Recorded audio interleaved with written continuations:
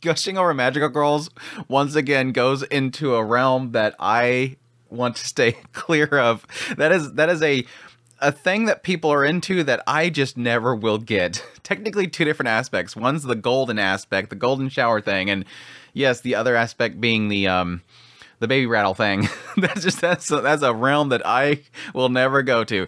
Honestly, Gushing Over Magical Girls episode 6 is sort of starting to make me a little worried about this series, at least in regards to the adaptation, because it really does feel like they are jumping all over the place in the manga. It took me forever to figure out what episode 6 was covering. It was covering chapter 29 and 31, if I recall correctly. That is skipping a crap ton of chapters. No, 26 and 31. A crap ton of chapters are skipping. They literally went from episode 11, which was covered last episode, all the way to 26. So I don't know what they're doing here. Now, there is 13 episodes, and so they are, based on the title, going back to the skip chapter 10, and then I'm guessing they could possibly cover this next arc following that whole scenario. And that would technically give them enough chapters. They're doing about 2 chapters per episode. And so, yes, they could technically stop at around the 23 mark or something like that. It's just one of those things where, following what we ended off with last episode, there is this big arc involving another group. And it is going to be epic. I'm really, really hoping this studio will actually be able to animate that, because it's one of those things where if you're reading the manga, I've really only kind of flipped through it to kind of see where things are at. I haven't actually read it. It's one of those things where this series goes from like this comedic beat of, yes, doing inappropriate things to magical girls, and yes, technically this descent into madness that Utena is doing, to straight brawler. Like, it just goes all out crazy action. It's like this mangaka just went wild with it. So I'm really hoping that whenever it gets to that stuff, they can actually pull it off, because there's some crazy stuff coming up, and I'm extremely excited for it. It's so funny because, yes, getting into episode 6 itself, opening up with poor Alice being alone and walking around. The reason why Alice is walking around, again, this is chapter 26, is because something happens to Utena, and she's not paying attention to Alice. So Alice is bored because she has no Utena at her side. And so pretty much Magenta comes in and fills that gap, which kind of feeds into like the story beat that they're getting into with this entire episode. This is about essentially Magenta, or Haruka, being kind of this mother figure, this kind-hearted person. She is too pure. She is literally the epitome of what you would get from the main character of a cast of magical girls. She is the too pure-hearted one, the one that, even though everybody else is fighting, they're the ones that wants peace. They want everybody to be happy together. Like, spending all of her free time just being with the children and being just a nice person. She's too pure. Which is kind of funny how that kind of flips in this episode, because it goes from her being like the mommy figure, helping out Sulfur and Azul with things, cooking them food, being the nice one, and yes, eventually welcoming Sulfur into the group itself, because apparently she was kind of an outcast, didn't want to be with anybody else. Yes, beating up monsters without magical girl powers. They're like, oh no, somebody's in danger. And they come around the corner and she's literally there with a brick slamming in the face of the bad guy. I'm like, yep, that's Sulfur. It's like, yeah, you're going to join our group. I already knew that you're going to join our group. You're great. Come on, join us. But yeah, it kind of goes in that little like sweetheartedness that Magenta is, and how pure-hearted she is, that she's able to kind of gravitate to, or people gravitate to her because she gravitates to people to kind of help them out. And then going into, yes, the baby thing.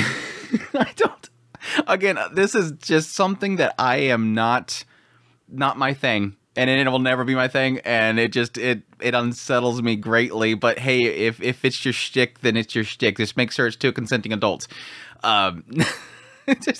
Yes, technically, Magenta helping out Alice. Eventually, it kind of went into this weird thing where Alice was doing this little play thing with Magenta, you know, doing the dolls and stuff like that, and eventually just comes into seemingly Alice just wanting to do that. Like, I'm done playing dolls with somebody else, playing Mama with somebody else, and now I want to do it in actual practice. And so she literally transforms, finds Magenta, and then literally throws her inside of a playhouse and turns her into a child. It was okay. It cute. I guess it from Alice. It is one of those weird things. It's like, from Alice's side, it's super cute because you know what she's doing. She just wants somebody to be with her, and she wants to play dolls. And then on the other side, it's just like this weird fetish that just, again, kind of unsettles me. And it's all wrapped up in kind of innocence. That's what makes it so bizarre, is that this whole thing is a wrap up of inappropriate things all wrapped up inside of innocence.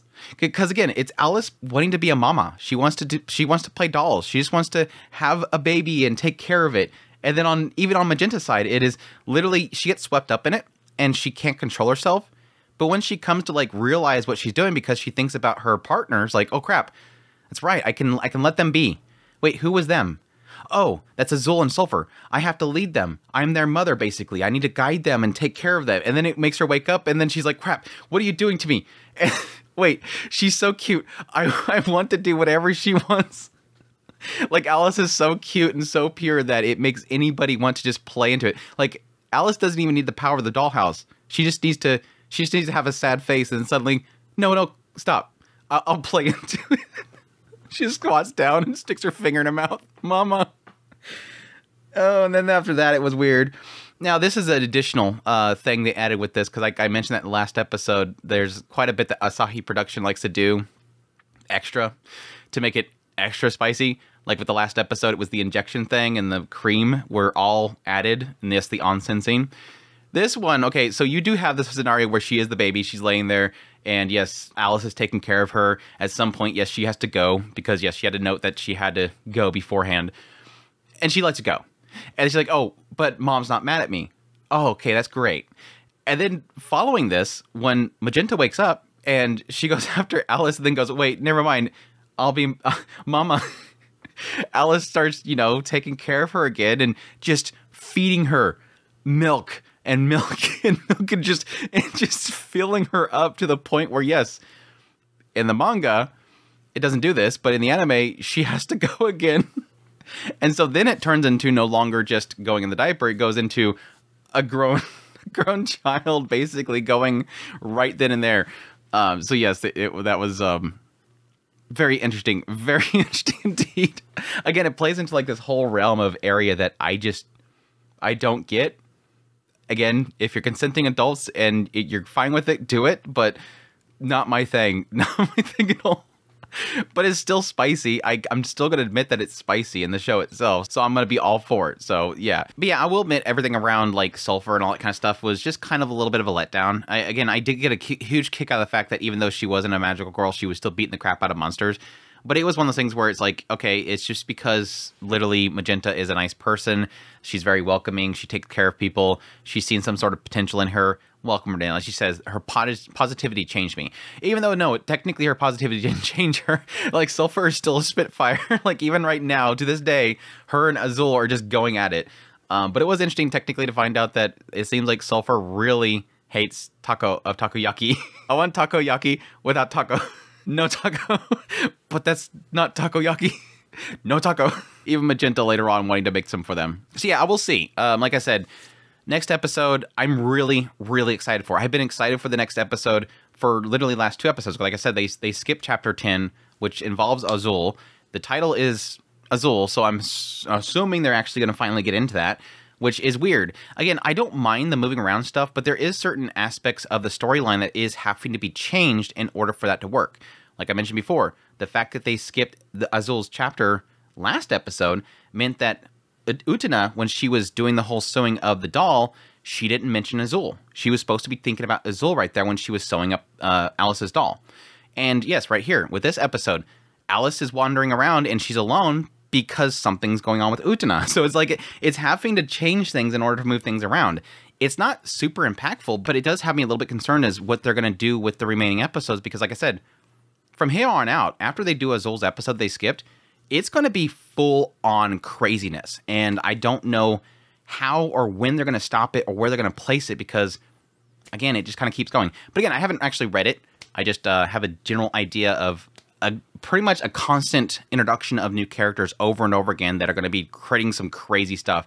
And yes, changing characters in ways that I'm really curious about. I always mention that aside from the goofy antics, aside from the ecchi, there is like some really cool stuff they're doing with the characters and making them crazier and crazier, and that's where I'm like super excited for. So anyhow, that's my thoughts on this episode. Weird fetish, not into it, but but I'll still take it. But I hope you guys enjoyed this video. As always, if you did, make sure that like button down below, comment, let me know what's thought of the episode. Additionally, if you're new to the channel, make sure that subscribe button, subscribe my content. I do news, reviews, first impressions, top list. If it's anime, it's pretty much here. Additionally, if you like this content, you want to support the channel more, I have Patreon link, tips link, super thanks, membership button down below. Greatly appreciate what it does, and y'all take care.